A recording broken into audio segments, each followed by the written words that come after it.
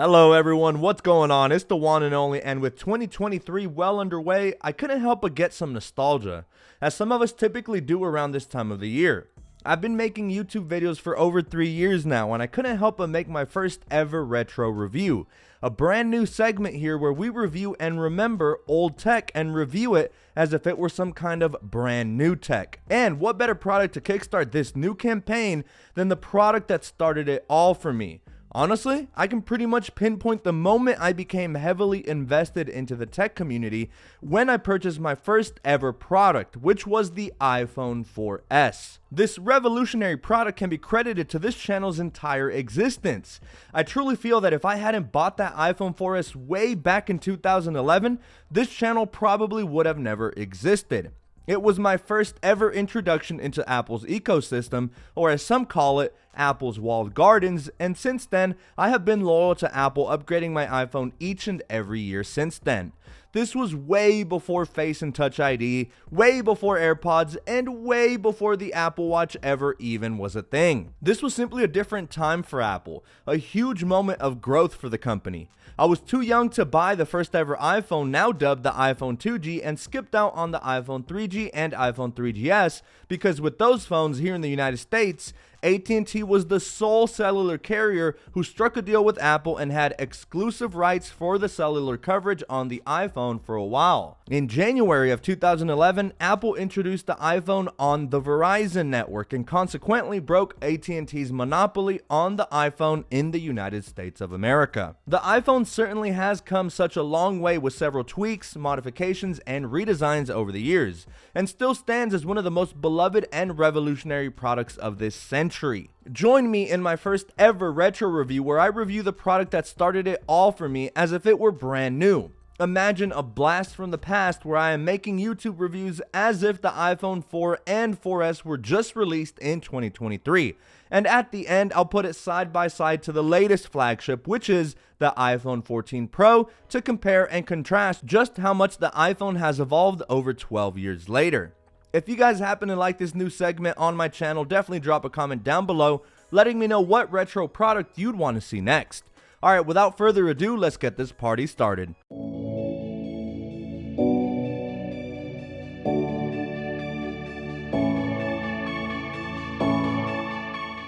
Alright, ladies and gentlemen, boys and girls, here it is, the iPhone 4S in all of its glory with its gorgeous 3.5-inch Retina display with a 960 by 640 screen resolution.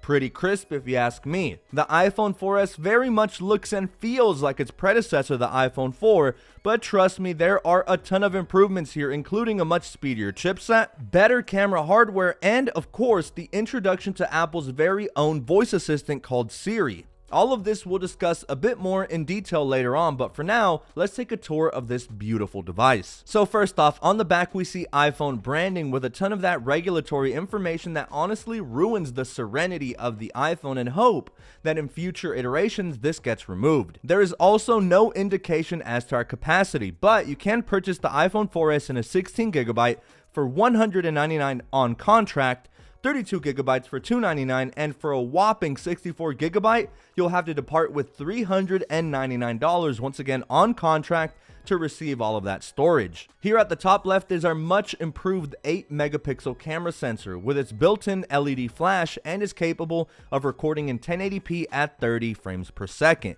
A massive step above the iPhone 4's measly 5 megapixel sensor that was only capable of recording up to 720p at 30 frames per second. It also has a 5-lens design, and this should create sharper and crisper images when taking photographs. On the top, we have our metallic sleep wake button and a noise cancelling microphone up top there by the 3.5mm headphone jack. The iPhone 4S was the very first iPhone to be introduced in an all-white color. And what's cool is that Apple pays close attention to detail, so that headphone jack insert will be color matched. So here it's black, of course, since we picked up the black version.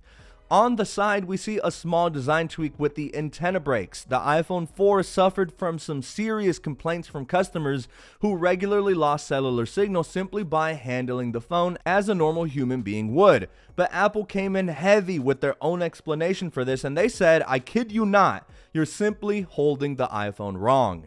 which sounds like a whole lot of baloney, and it is. So now our antenna brakes on the iPhone 4S features 4 brakes rather than 3, and are all situated near the 4 corners of the device on the metal band that wraps around the device. We do have our metal vibration and mute switch along with our circular volume up and volume down button, which isn't featured in any kind of volume rocker and instead are independent buttons. On the bottom we have our speaker and microphone along with our black color matched 30-pin dock connector, which is used to charge and sync the device up with iTunes. It is important to note that these screws are now pentalobular and not your standard Phillips screws, so you will need a special tool if you wish to remove these. On the right hand side we feature more antenna brakes and our SIM card tray. Now up front at the top is our FaceTime camera, which is still VGA quality, but it's now thankfully able to record at 30 FPS, and of course we have our earpiece, and it's more noticeable on white iPhones, but we also do have a proximity sensor above that, so the phone can sense when you have it pressed up against your ear so that your screen shuts off and you don't accidentally ear dial someone or press a wrong button on screen. Lastly, we have our obligatory home button down at the bottom, which is useful for navigating across the newest iteration of iOS, which in this case is iOS 5, which brings loads of software improvements such as notifications and how the iPhone connects and pairs with your computer. It also now comes packed with iCloud integration, which is this newer service that Apple is really pushing that allows you to store certain information up in a cloud and will prove useful when transferring data over to other devices once you decide to upgrade. I definitely think iCloud will be the future, and a feature I'm really hyped for, as I think it'll be extremely useful for a ton of people. And as you guys can see, we have our very vibrant, vivid, and gorgeous 3.5-inch Retina display, and it's just amazing to look at. I really am a big fan of this all-glass design on the front and back, but you may want to slap on a case just in case of those accidental drops. As a matter of fact, this is so far my favorite design of the iPhone, and love that Apple deviated away from the rounder designs of the iPhone 2G and iPhone 3G line. I really like the rectangular look here.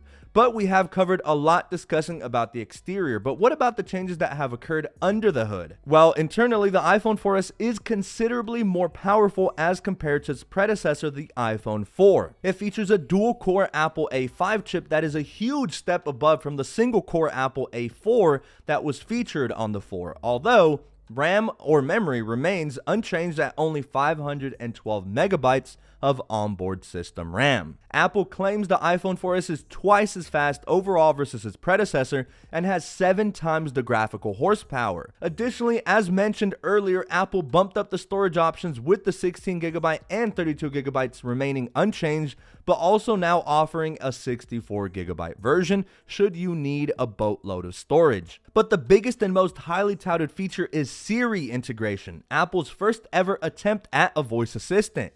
It's still in its infancy, so it only recognizes basic commands, and from experience is cool but feels gimmicky, almost as if Siri is some sort of beta at the current moment. I wonder how much Apple will be able to expand on this and to see if it'll be something actually useful in the future. Alright guys, obviously more than a decade has passed since this bad boy was released, but man, does the nostalgia hit different with this one. While making this video, I definitely went on a massive feels trip, especially considering that to this day, the design of the iPhone 4 and iPhone 4S, in my opinion, still stands as one of the most gorgeous designs ever featured on the iPhone. Personally, I prefer the boxier designs of iPhones rather than the more curved designs of iPhones such as the iPhone 8, the 10 series, and even some of the earlier models like the 3GS and 2G. And now here it is compared to the most current flagship. And I mean, just look at the differences. It's almost comical. Look at how far the iPhone has come in over 10 plus years. Clearly, we have seen iPhones evolve and enlarge over time. But not only that, but the features have only gotten better and better, such as a much more improved Siri, dual and triple camera setups, always on displays, Touch ID, Face ID, Dynamic Island on the 14 Pro line, and so much more. Things have changed a lot here, but like I said, this has been one of the most influential gadgets of my lifetime and ultimately led to my love and fascination for tech. What's crazy is I'd be hard pressed to hear that someone uses the 4 or 4S as their daily driver in 2023. It's barely even usable, with almost all apps not even being supported on the App Store anymore. Not only that, but websites tend to load extremely slowly as compared to the extremely snappy iPhone 14 Pro. It's insane to see the screen real estate difference, with the measly 3.5-inch display barely showing a fraction of what the massive 6.7-inch Super Retina XDR display can show. Guys, it's been so fun reviewing the iPhone 4 and iPhone 4S and replicating the review I would have done if I were making YouTube videos back then. I'd love if you commented down below letting me know which iPhone was your first one ever. As I mentioned, it wasn't until I worked part-time at Burger King when I was able to save up enough money to buy one on contract, and man, I remember initially unboxing it and I simply could not stop looking at it. I thought the design was just so gorgeous. I do want to hear you guys' thoughts and opinions though. Let me know what gadget you'd like to see on episode 2 of my retro reviews, and with that, I'm clocking out for now, but I cannot wait to catch you all in my next video.